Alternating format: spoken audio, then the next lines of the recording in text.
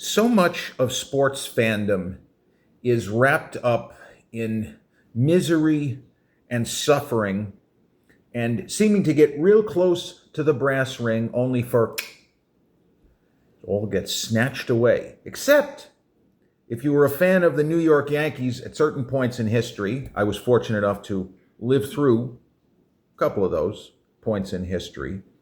Or the New England Patriots during the Belichick-Brady era, the Jordan Chicago Bulls, Wayne Gretzky, the Edmonton Oilers.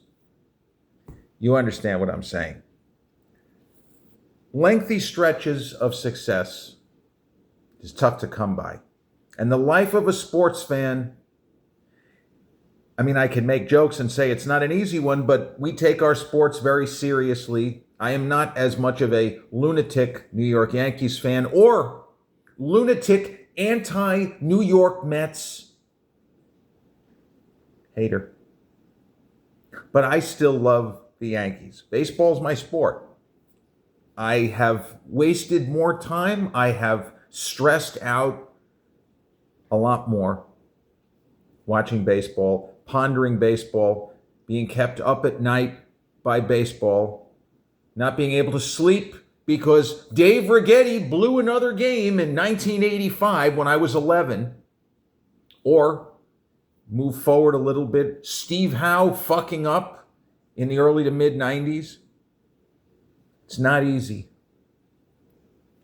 It's a hard knock life, as they say. But there are those moments of grace that don't have anything to do with winning a World Series. Maybe you do win the World Series, maybe you don't. But there are those magical moments within seasons where things happen that we did not foresee. Or to be more precise, other people, didn't foresee, other people had already thrown in the towel. Now, I like to think that with age, sometimes there is a little bit of wisdom. Sometimes. But as somebody who has watched more than his share of baseball, who has studied Major League Baseball in a lot of detail, different eras, different players, different teams, I feel like I understand baseball. And the overriding takeaway is that baseball cannot be predicted, except there are certain aspects and areas which can. To explain it in a different way, let's say hypothetically that you had a team with 9 Aaron Judges in the lineup. They're not literally going to be Aaron Judge, but your entire starting lineup has a .320 hitter who's going to hit between 50 and 60 home runs. And whatever position he plays in the field, he's going to be great. Okay? That team will not win every game. You'd think they would, but they won't. Because it's baseball. That's something that we can predict. But the other thing is, if you have a top level roster, if you keep putting all-star caliber players on the field, they're going to play to their baseball card more often than not. And so as the 2025 New York Yankees got off to a big start, they were flying high, 42-25, whatever it was, looked like they were going to win the American League East by, a dozen games, 13 games. They had a shot to win 100. They just started losing. This guy gets hurt. Devin Williams sucks. Volpe sucks, right? We heard it all. We got to trade that guy. Cashman's got to go. Boone's got to go. Hal Steinbrenner's got to sell the team to an owner who wants to win. Et cetera, ad infinitum. We've been hearing this for decades. Just sometimes you change the names. And we've been hearing it about Brian Cashman literally since 1997. When they didn't win the World Series that year, he was a rookie GM. Fire this asshole. So That's the thing with fans. They always overshoot. They always predict doom. And we just want heads to roll. We're pissed off. We want other people to lose their job, as if that's going to make you feel better. Somebody gets fired. Fantastic. This year's Yankees team, as I recently discussed, they basically played 500 ball for half the season. They went 41-40 over an 81 game stretch. That is quite incompetent. But at the trade deadline, they improved. They upgraded their roster. They continue to not play that well, though. And they had not seen a share of first place with the Toronto Blue Jays since July 7th. And then they really went downhill. I think they were down by 8 games to Toronto at some point. But the strengthened roster suggested to me, somebody who can get emotional about baseball, but there have been people in my life who said that I was not a real fan, that I was a what? What? A statistician. Because of my ability to look at sports and sports fandom from a mathematical or clinical point of view and not an emotional, humanistic point of view. Well, I can get as emotional as the next guy. And in the immortal words of the late Sean Connery, I'm as human as the next man. I'm as human as the next man. I was the next man. But I kept looking at the Yankee roster, and I kept remembering all the other Yankee seasons where, for enormous chunks of those seasons, the team was incompetent.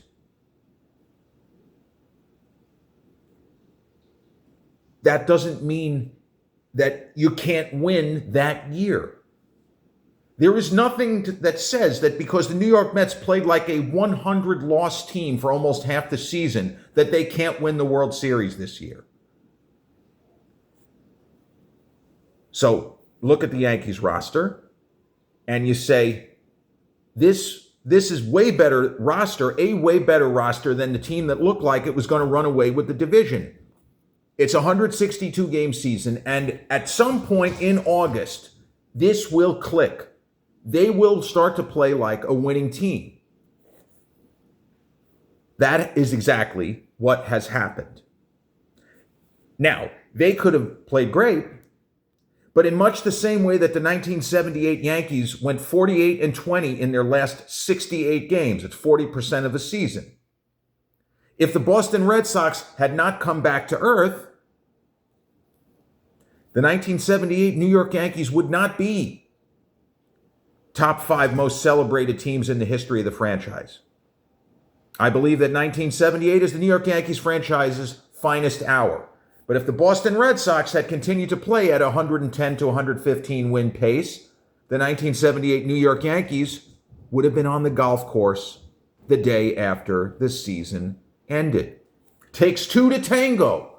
And if you have a major deficit to make up the team in front of you, got to come back to the pack a little bit. So while the 2025 Yankees turned it around, started winning one series after another, Max Fried, tremendous. Rodon, great. Luis Gil, great. Devin Williams pitching the way that we thought that he was going to all year. He had some stretches, but the last month, he's been fantastic. But if Toronto had continued playing really well, the Yankees would for sure have, if they got into 90 wins, they're going to get a wild card. You're going to get a postseason scenario. You're not going to go home at 92 wins.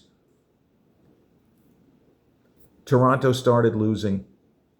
And unfortunately, there is something of a snowball effect in baseball. When things start to go wrong, it's Murphy's Law. And suddenly, you can't beat bad teams. You can't beat any teams. And with 4 games left in the 2025 Major League season, the Yankees are 90-68. The Toronto Blue Jays are 90-68. The Blue Jays do hold the tiebreaker, which is a little unfair, if we're being honest. The difference between having to play a 2 out of 3 or not having to play a 2 out of 3. I'm sorry, you should have a playoff game to see who wins the division, and the loser then gets the 2 out of 3. I don't think it's fair. Just as in '95, that now it's kind of a humorous story that if the Yankees and Mariners and Angels had finished in a 3-way tie at the end of the strike short in 1995 season, first season that had a wild card format, if they had all tied, the Yankees would have automatically been the wild card, and then the Angels and Mariners would have played to see who got the American League West Division crown, and the loser of that game would have gone home. That is as unfair as anything that I've ever heard of as far as baseball postseason structure. That was so stupid, but the 1995 New York Yankees took matters in their own hands, and they won their last, I think, 6 of their last 7, or 7 of 8, or 8 of 9, whatever it was. They went berserk down the stretch, and they swept Toronto in Toronto. So they finished 1 game in front of both Seattle and Anaheim. In order for the Yankees to win the American League East, they have to finish 1 game in front of Toronto. So as it stands now, Toronto has a home game against Boston tomorrow. They've just lost the first 2 games of the series, badly, I might add. And the Yankees have Rodon, who's their second best pitcher behind Max Fried, going against Chicago. I mean, Chicago can win a game. It's baseball, but they're the worst team in the sport right now. And you just have to see what happens. But because of the layers of playoffs, the stakes aren't the same. Because go back to 1978, and to a lesser extent 1995, because there was only 1 wild card for each league. So it was a completely different thing. There were 3 divisions. It used to be American League East, American League West, National League East, National League West. And those were the only 4 teams who went to the postseason. Well, after the strike in 1994, you had a lot of angry fans, and Major League Baseball said, we got to throw them a bone. We got to do something. So they come up with the idea of the wild card. They changed it to 3 divisions in each league and 1 wild card. So you had 1 extra layer of playoffs, as opposed to now you have an additional on top of that layer of playoffs. And in that instance, the Yankees got the wild card, but there was still a lot of pressure. With 3 games left in the season, the only way the Yankees were guaranteed a postseason was to either finish with a better record or a 3-way tie. Because if it wasn't, like if the Angels had won the division and the Yanks and Mariners ended up tied, that would have been the play-in game to see who got that wild card slot, and then they would have played the Angels in the division round. So there was a lot of pressure on them. It's not that there's no pressure now, but the stakes are different than what I just said, because you get a best out of 3 instead of a knockout situation. And in 1978, the Yankees if the Yankees don't mount that rally, they could have finished the season with, 98 wins. They're going home. If the Red Sox end up at 99, season's over. That's it. You're done. It's over. The stakes aren't as high. And when you think about the great pennant race of 1978, and I kind of mentioned this in the episode about the Boston Massacre, the forgotten part of that year is that the Yankees were 14 and a half games behind in July. And they didn't just catch the Red Sox and nose in front. They actually built a 3.5 game lead with about 3 weeks left in the season. So over, 6.5 weeks, they gained something like 17 and a half or 18 games on Boston, which is completely preposterous. That's just how well the Yankees played. And the Red Sox, they played poorly, but they didn't play that poorly. They weren't playing at a 100-loss pace. But the Red Sox then came back on the Yankees. And I think with 6 games left in the season, the Yankees had a 1-game lead. Was it 6? It might have been more than 6. It might have been as many as 8. I'm a little fuzzy on this. But the Yanks had a 1-game lead for the entire last week. And each night or day, both teams won. And then on the last day of the regular season, the Yanks had a home game against a terrible Cleveland Indians team. All the Yanks had to do was win that game against one of the worst teams in baseball. The Red Sox went out there. Luis Tiant, El Tiante, one of the best pitchers, not in the Major League Baseball Hall of Fame. El Tiante threw a 2-hit shutout to beat the Blue Jays. And the Yanks got fucking blown out by the Cleveland Indians. I mean, how do you figure, right? You can't. Because it's baseball, Susan. It's baseball, Susan. Certain things you can predict, but certain things you can't. And in that case, that's what set up the Bucky Dent game. There was no going back from that. If you lost that game, your season was over, as the Red Sox season was over. But I never stopped thinking that this Yankees team was better than what they were showing. I didn't subscribe to the theory of blow it all up. I don't ever want to see Volpe again or Devin Williams. This whole team is disastrous. This guy can't do this guy can't do that.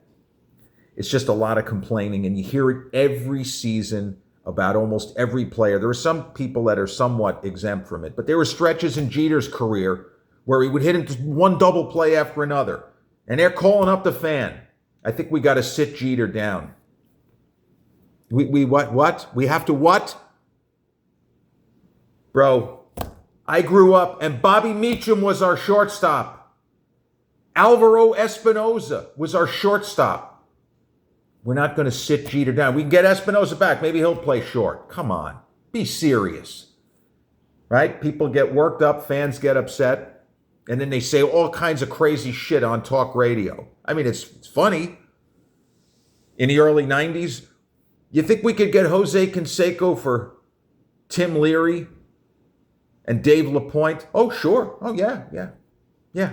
I mean, if I were the A's, of course I would make that trade. These are the kinds of calls that you'd get at 3 in the morning in 1990. Great stuff.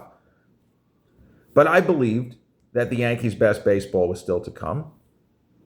And it's what's happened. This is a 162-game season. There's nothing like baseball. The other sports don't have this kind of thing where a team will be completely, seemingly helpless, disengaged. They quit on the manager, right? We heard that this year. The Yanks quit on Boone, quit on the owner. Hal's got to sell the team.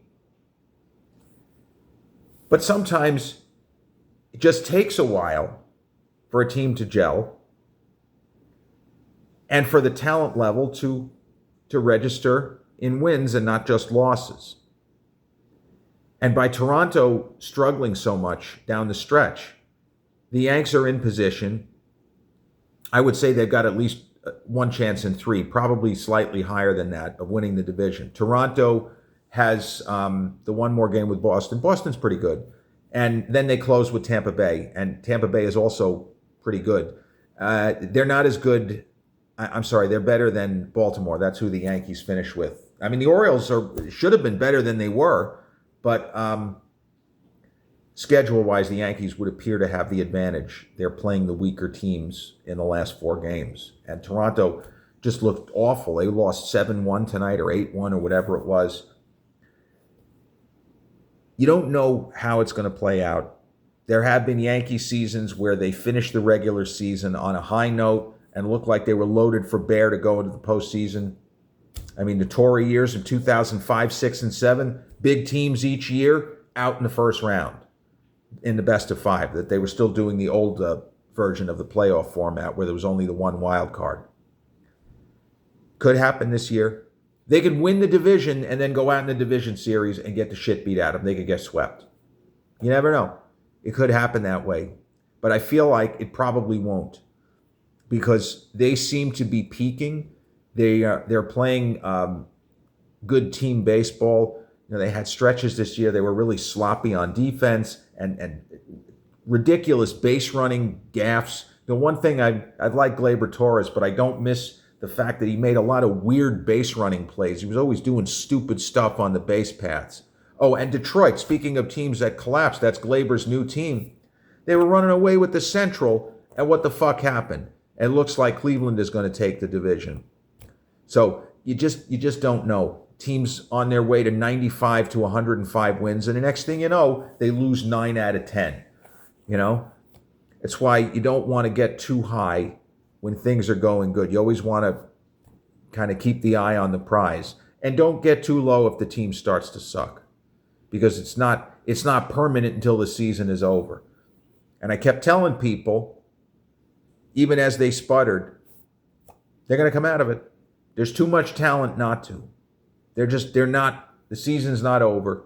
This is not really a 500 club, even though they're sure doing a hell of a job posing as a 500 club. And, if they win the division, they would have to be considered one of the favorites because of the way their pitching lays out and the fact that the top guys in their bullpen, they're pretty good. Now that it looks like Devin Williams figured out how to command his phenomenal stuff, and Bednar's tremendous. Bednar looks like John Wetland. I mean, prime John Wetland. Not that by the time he got to the Yankees, he wasn't really in his prime anymore, but that's who he reminds me of on the mound. But we'll just have to see. But on this night, the night of September 24th, 2025, the Yankees of 2025 have made an incredible charge to try to steal a division right out from under the noses of the Toronto Blue Jays, who a couple of weeks ago, division was in the bag. It was over. And then suddenly it wasn't. Two to tango. One team slumps and the other team, wins 6 out of 7 or 7 out of 8. It's always that way. It has to be. Because if your closest competitor also wins, you're not going to get any separation there. You're not going to get closer. You're just going to win. And you try to go into the postseason with a head of steam, playing good baseball. But on the other hand, if you want to play devil's advocate, as I've said, the 2000 Yankees went into the postseason having lost, 14 out of the last 17, 16 out of 9. It was something stupid. It was horrendous. And they were getting blown out of every single game. And then they got to the postseason and somehow they hit the switch and they ended up winning another World Series.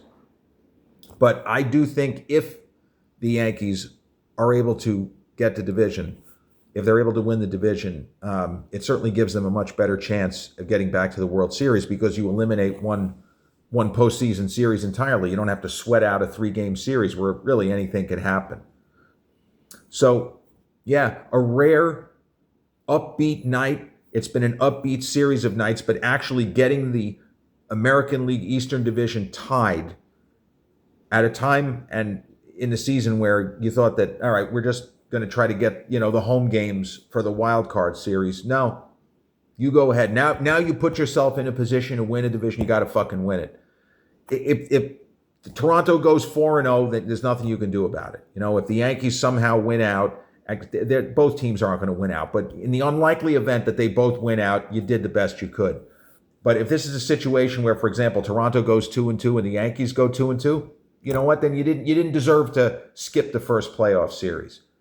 They're playing like winners, like a team that's together. And, every opportunity they get, like last night, they had a comeback in the ninth inning because Chicago got a little sloppy with the baseball. The pitcher maybe lost a little composure. And next thing you know, they had a great win last night. And they pretty much blew them out of the building tonight, 8-1. So it's baseball, Susan. There's 4 games left in the 2025 Yankees season. If they go 3-1, I think that they're going to win the division. Because Toronto seems so incompetent. It's hard to imagine that they're going to, I guess they could turn it around, but the Rays won't lay down for them. The Rays are going to play them tough. And the Red Sox are playing for positioning also. They're going to go out there with everything they've got to try to win another game tomorrow. So, yeah, I didn't do a conventional open here. I'm not going to do a conventional closing. I think we're up to like episode 614. Of the Confessions of a Not So Dangerous Mind podcast. And let's go Yankees. This is my, 45th year, 45th fan season.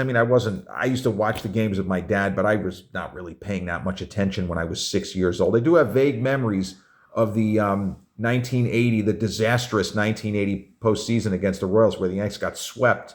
They won 103 games. That was a great Yankees team, and they went out there and they got their asses kicked by the Royals, who were pretty good.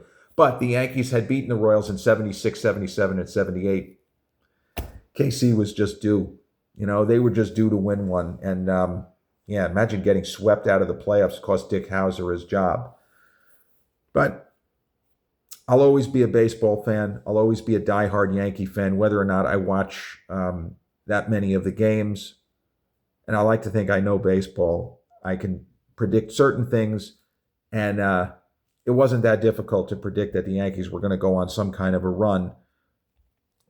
just didn't think that Toronto was going to collapse the way that they have. To this point, they could still turn it around, but the Yanks have no business being tied with 4 games left. No business, and yet here we are. So a good night to all, whether you're a Yankee fan or foe, Met fan or foe, and talk to you real soon, probably another movie episode. Peace.